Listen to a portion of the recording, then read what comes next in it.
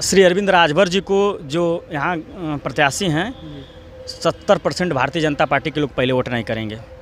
अगर जरा सा भी स्वाभिमान जिंदा होता तो इस उत्तर प्रदेश की सरकार और केंद्र की सरकार से वो कहते कि ना मुझे मंत्री चाहिए ना मुझे संसद की सीट चाहिए, अगर मुझे चाहिए तो अपने समाज के लिए आरक्षण चाहिए।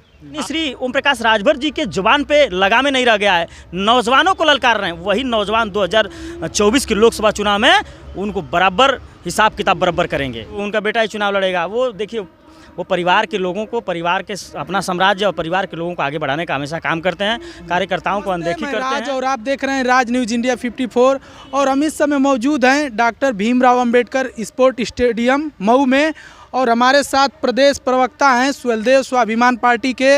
आइए हम इनसे बात करते हैं। स्वागत है सर हमारे चैनल पर। जी, आपका भी स्वागत है पत्रकार महोदय, और आपके चैनल से जितना श्वेता बंधु देखते हैं उनका भी हमारे तरफ से, हमारी पार्टी सुहेलदेव स्वाभिमान पार्टी और माननीय महेंद्र राजभर जी की तरफ से हार्दिक स्वागत, अभिनंदन वंदन है। और परिचय के कड़ी में हम बता देना चाहते हैं, मेरा नाम लल्लन राजभर है और आपने बताया सुहेलदेव स्वाभिमान पार्टी का मैं प्रदेश प्रवक्ता हूँ।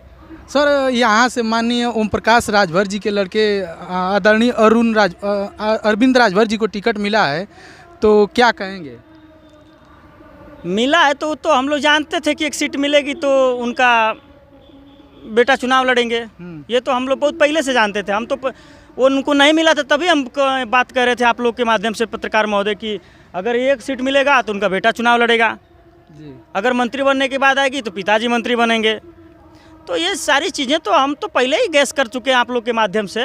वो तो क्लियर था कि उनका बेटा ही चुनाव लड़ेगा। वो देखिए, वो परिवार के लोगों को, परिवार के अपना साम्राज्य और परिवार के लोगों को आगे बढ़ाने का हमेशा काम करते हैं, कार्यकर्ताओं को अनदेखी करते हैं, कार्यकर्ताओं का सम्मान नहीं करते हैं। उनके कार्यकर्ता आपने सोशल मीडिया के माध्यम से देखा होगा कि फर्रुखाबाद में पीटा गया जी। और पत्रकार महोदय जब पूछे तो कहे कि कौन है, हम कौन जिला अध्यक्ष वहाँ हम नहीं जानते हैं जी। मैं तो उस जिला अध्यक्ष को सल्यूट करना चाहता हूँ कि उसके अंदर स्वाभिमान जिंदा था। उसने अपने स्वाभिमान को देखते हुए उस दल से तत्काल प्रभाव से जो है कि तत्काल प्रभाव से इस्तीफा देने का, पूरी टीम को लेकर इस्तीफा देने का काम किया। ऐसे स्वाभिमानी कार्यकर्ताओं का सुहेलदेव स्वाभिमान पार्टी के तमाम नेता उनको बार बार स्वागत करते हैं। कहीं ना कहीं 2024 लोकसभा चुनाव आ गया है नज़दीक। अन्य पार्टियां सभी, इंडिया गठबंधन है, एनडीए है, इसमें किस तरह का आप लोगों का हिस्सेदारी रहेगा? देखिए, हमारी पार्टी को बने हुए 15 से 16 महीना हुआ है जी। और हम लोग जिस तरह से पर्दे पर आए हैं राजनीति में, ये हम लोग के लिए और हमारे कार्यकर्ताओं के लिए, हमारे राष्ट्रीय अध्यक्ष के लिए सबसे बड़ी उपाधि है। हम लोग अपना 100% देकर, इंडिया गठबंधन से जो भी प्रत्याशी आएगा अपना 100% देकर समय और लगकर पूरा मजबूती से इंडिया गठबंधन के प्रत्याशी को जिताएंगे हम लोग और संसद तक भेजने का काम करेंगे हम लोग। कहीं ना कहीं अगर ओम प्रकाश राजभर जी को समाज, जो राजभर समाज है, वो अपना भगवान के रूप में मानता है, क्या महेंद्र राजभर जी को स्वीकार करेगा समाज? अब बिल्कुल स्वीकार कर रहा है। आज लल्लन राजभर स्वीकार किया तभी तो उनके साथ कदम से कदम मिला के चल रहा है पत्रकार महोदय। हमारे जैसे हजारों, इस लाखों कार्यकर्ता ऐसे हो गए हैं कि जो उनके नेतृत्व को स्वीकार किया है, क्योंकि वो जो उनकी जो लड़ाई है साफ सुथरी लड़ाई है। ये बात करते थे जब सत्ता से बाहर रहते हैं तो सत्ता के लोग इनके दुश्मन रहते हैं। आज जब सत्ता में जाते हैं तो वॉशिंग मशीन की तरह धुला कर पता नहीं कैसे फिर उनकी जुबान बदल जाती है। आप बताइए, 69,000 शिक्षक की भर्ती पे पत्रकार महोदय ने सवाल किया कि अभी धरना पे बैठे हैं और मार खा रहे हैं सब युवा, तो कह रहे थे कि पता नहीं क्या कहे, हम तो नहीं संबोधित कर सकते हैं। बहुत ही अमर्यादित तरीके से उन्होंने कहा। हम नौजवानों के संबंध में नहीं ऐसा कह सकते, क्योंकि अपने जुबान से, क्योंकि वो नौजवान देश के भविष्य हैं। वो न जाने कितना अगर मास्टर हो जाएंगे तो न जाने उनके पढ़ाए हुए कितने बच्चे आईएएस बनेंगे, पीसीएस बनेंगे, डॉक्टर, मास्टर, कलेक्टर, पता नहीं किस किस पद पे, इंजीनियर, वैज्ञानिक, ऐसे योग्य जो अध्यापक बनने के योग्य है, ऐसे युवाओं के खिलाफ उस तरह का अमर्यादित भाषा का प्रयोग कर रहे हैं। जैसे लगता है कि माननीय श्री ओम प्रकाश राजभर जी के जुबान पे लगामे नहीं रह गया है, नौजवानों को ललकार रहे हैं। वही नौजवान 2024 के लोकसभा चुनाव में उनको बराबर हिसाब किताब बराबर करेंगे। 2024 का घोषी से अगर वो चुनाव लड़ रहे हैं अरविंद राजभर जी, तो किस तरह का मुकाबला रहेगा? देखिए, श्री अरविंद राजभर जी को जो यहाँ प्रत्याशी हैं 70% भारतीय जनता पार्टी के लोग पहले वोट नहीं करेंगे। पहली बात जान लीजिए, अंदर खबर क्यों बाबा जी को नहीं कहेंगे, सरंगी बजवा देंगे, भीख मांगने की वहाँ भेज देंगे जहाँ भीख मांगने की ट्रेनिंग दी जाती है। तो कार्यकर्ताओं को जो भारतीय जनता पार्टी की जो कार्यकर्ताओं को उन्होंने अमर्यादित भाषा का प्रयोग किया है, उल्टा सीधा प्रयोग किया, तभी भी तो मंत्रिमंडल में उनको जगह मिल गया है, मंत्री बनाए गए। अरे भाई देखिए, सत्ता राजनीति में उनको बस उनके लोगों का वोट लेने के लिए, जैसे ये वोट ट्रांसफ़र करा लेंगे ना, ये खुद नहीं दिखेंगे फील्ड के अंदर।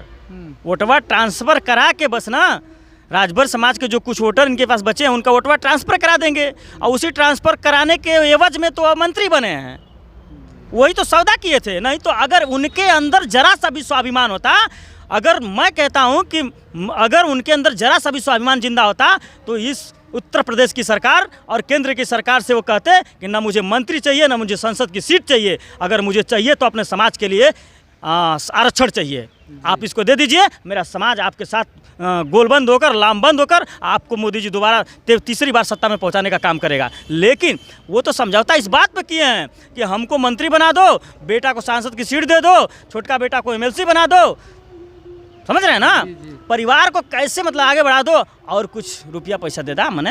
अच्छा, आप कह रहे हैं परिवारवाद एक बिच्छे लाल राजभर जी हैं जो कहीं ना कहीं गरीब परिवार से उनको एमएलसी बनाया गया है, तो क्या कहेंगे?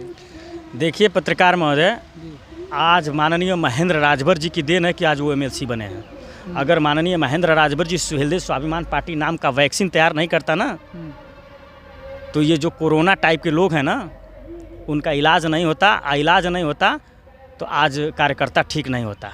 ये एहसान मानना चाहिए माननीय महेंद्र राजभर जी का, जो कार्यकर्ताओं की हित के लिए बात करता है, जो समाज के अधिकार और हिस्से की बात करता है। वो कहता है कि माननीय महेंद्र राजभर जी कहते हैं कि अगर हमारी पार्टी का जिस दल से गठबंधन है समाजवादी पार्टी से, अगर हमको जब भी जितनी भी सीटें मिलेगी, हमारे पार्टी का कार्यकर्ता चुनाव लड़ेगा। क्योंकि जब कार्यकर्ता चुनाव लड़ेगा तो ज़मीनी कार्यकर्ता जब चुनाव लड़ता है तो गांव-गांव गली-गली घुमा रहता है, वो गलियों का दर्द समझता है। झोपड़ी में वो रहा हुआ कार्यकर्ता होता है, वो झोपड़ी का दर्द समझता है, किसी की दुख तकलीफ पड़ता है उसका दर्द समझता है।